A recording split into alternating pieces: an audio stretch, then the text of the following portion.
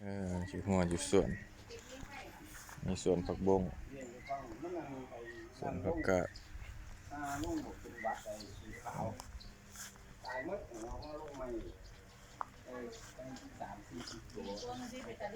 นี่บักแตงให้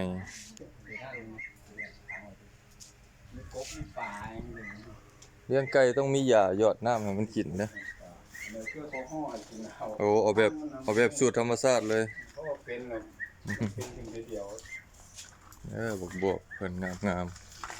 เรียกหัว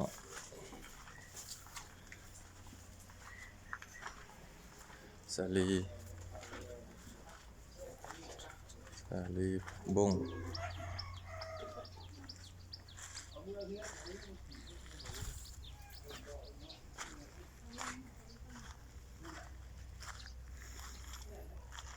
อยู่ธรรมชาติถั่วก็มีแตงก็มี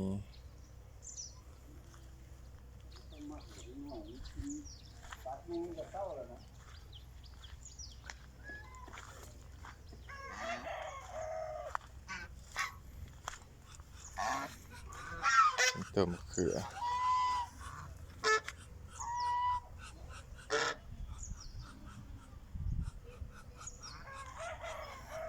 เปียดเลี้ยงห่าน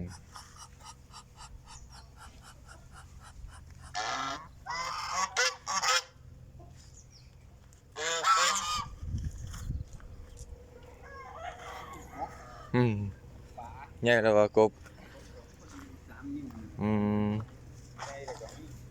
นี่ปล่อยปลาอย่างแน่สันปลาในคำ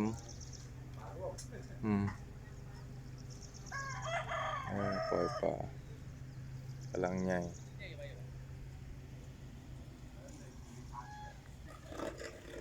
เตียงให้หลาย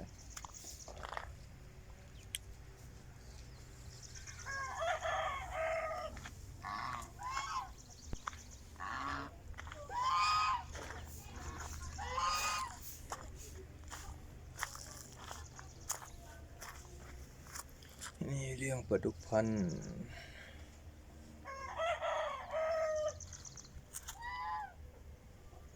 กบ